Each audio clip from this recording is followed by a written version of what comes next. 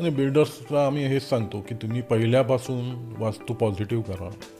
कारण काय आता अशा चौकोनी रेक्टँगलचे रिकमेंडेड वास्तूप्रमाणे प्लॉट काय शिल्लक नाही.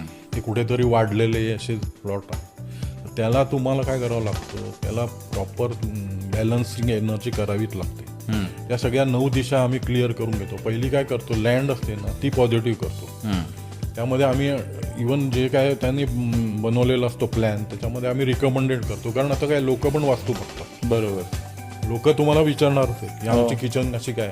बरोबर. तर आता लोकांना पण इतकं नॉलेज सगळ्यांना आलेलं आहे. बरोबर. ते नॉर्मली बघतात किचन कुठे, मास्टर बेडरूम कुठे, नंतर तुमची हे कुठे, मुलांच्या रूम्स कुठे, स्टडी रूम कुठे. बरोबर. हे सगळं त्यांना तुम्हाला, तर ते तुम्ही जर प्लॅनच व्यवस्थित बनवला त्यामुळे अडचण येतच नाही. कारण लोक मेन बघतात की किचन बरोबर आहे. किचनमध्ये मेन काय, ईस्ट फेसिंग कुकिंग